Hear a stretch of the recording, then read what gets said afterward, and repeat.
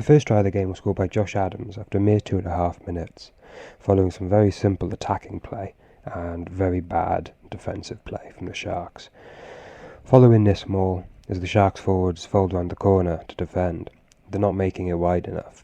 You can see here the forwards of the Lions are attacking as wide as the widest Sharks forward, and then that's already, after 2 phases, created an overlap. The Lions exploit this overlap up the middle with some good support lines from Lewis Rees-Zammit and Josh Adams.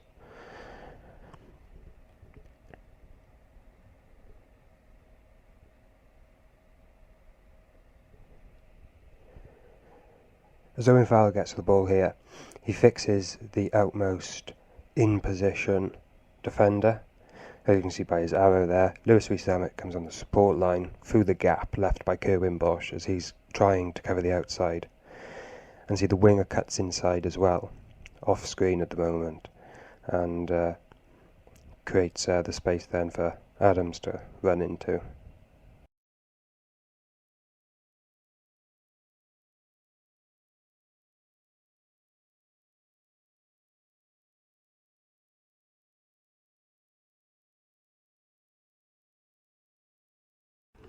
His second try is even simpler. It's just speed kills. The fast retention of the ball and poor Sharks defending lets Van der Merwe stroll in the corner. Ali Price put Sam Simmonds into the gap very well, and Simmonds delivers a perfect pass over the top.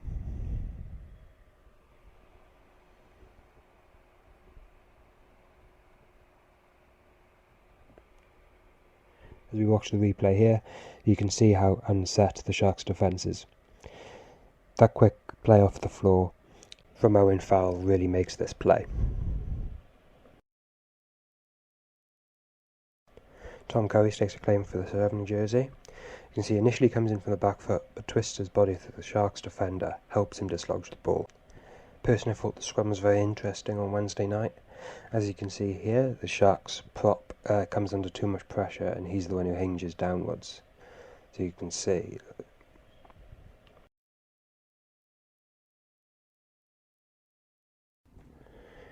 The third Lions try came after 26 minutes, following a dominant scrum from the Lions and quick ball from the Sam Simmonds pick and go.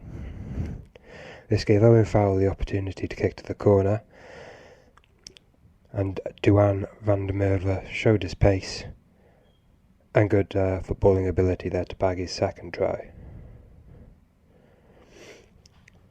The space was created thanks to the Sharks sin bin for Werner Koch.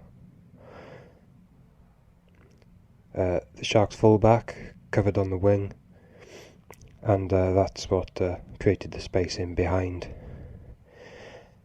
They weren't helped by good line speed, which meant it was just too far for them to turn and chase back.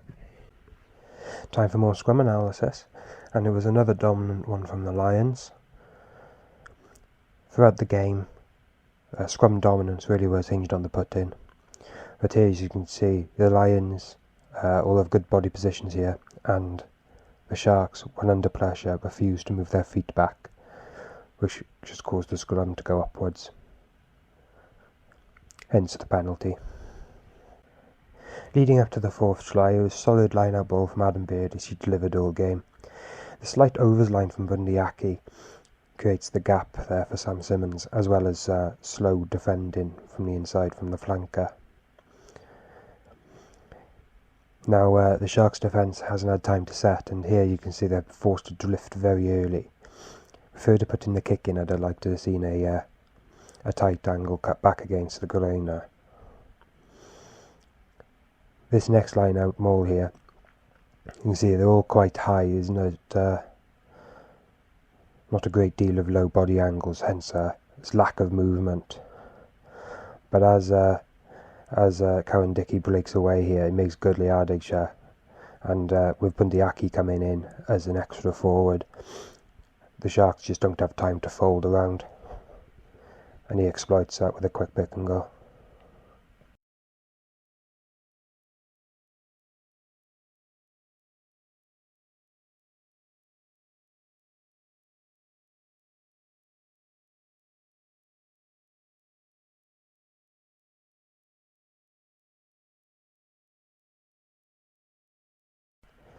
More scrums. This time on the Sharks put in, the pressure comes through on Rory Sutherland, and you can see he's got his feet a bit far back there, and as he puts them even further back, he loses the battle and it just drops to the ground. On this clip you can see it slightly better. See, the foot goes back and he loses it. That second without the pressure forces the scrum to drop. Now this is a very similar line-out move to what we saw against the Lions, with the two backs stood at the front of the line-out folding on the back. A quick Sharks hand gets in the way though, stops Louis Rees-Zammit from a guaranteed try. A good exit here from Ali Price, a bit far and not finding touch. As you can see here, it's clever blocking from the Sharks because they're blocking from behind. They're not getting in the way in front of the defender. They're shepherding him late on. And that just puts the Sharks on the front foot. They got behind the Lions for the first time. And here they've created an overlap. Really, it needs to drift here, because you can see that they can create a 2-on-2 and defend easily, but Duhan van der Merwe cuts in on the attacker, whereas he should be drifting outwards. And then it's broken play, backfield attacking, 2-on-1s, good support lines, and Venta's in for the try.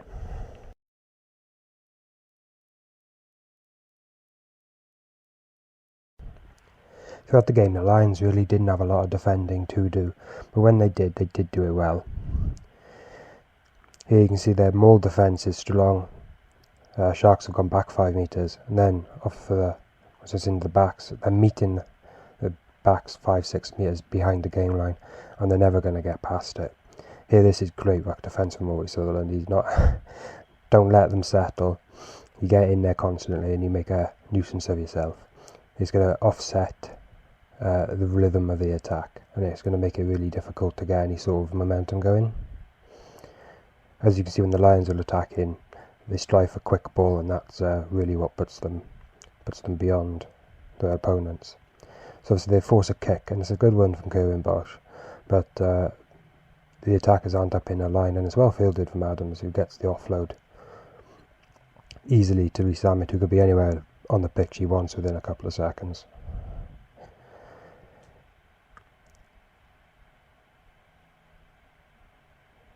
But really that's created by the Sharks not numbering up when they're going from attack into defence. Now the Lions defend on their line for a solid 3 minutes here, without the Sharks breaking them.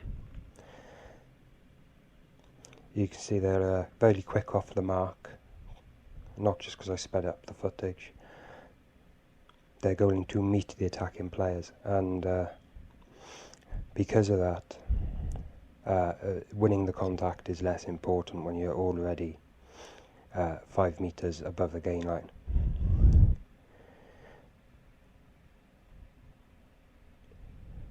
They did give away a few offside penalties here, and I feel they were lucky not to get a card, and I think a better team would have punished them for winning that turnover. Here you can see the clever blocking again, this time on Faletau, and a clean set of heels there from the fullback, and it looks like he's just losing the ball, and Navidi shows he's got a clean set of heels there to get away from everyone to canter in.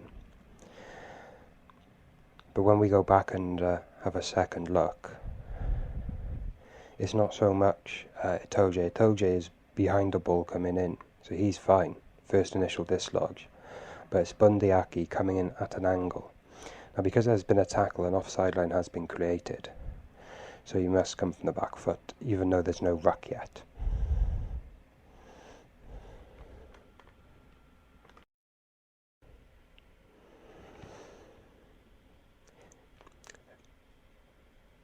Here the Lions win turnover ball, and it's all thanks to the rucking of Rory Sutherland again. He's really playing himself into contention. And here you can see the Lions' massive overlap on the short side, and it's well spread out, but the Sharks defenders don't get into position at all. They're slow to react, the outside two, and they're there holding their depth, giving the Lions a space to run into. And then it's an easy, clean set of heels for Duhan van der Merwe to get his hat-trick. More of everybody's favourite set piece. Here Tadhg Furlong just applies the pressure and twists up the Shark's loose head here, who just starts diving in at an angle, and once you're on an angle, you're not applying pressure straight through. And I wonder how the Sharks defended that. The flanker and scrum half were both fixed on the number 8, Simmons he picked, which each gives the Lions an overlap. They exploit down the short side. Then it's again quick play, good hands, simple hands across the line as the Sharks can't get back quickly enough. And then whatever Duhan can do, Josh Adams can too with a hat-trick.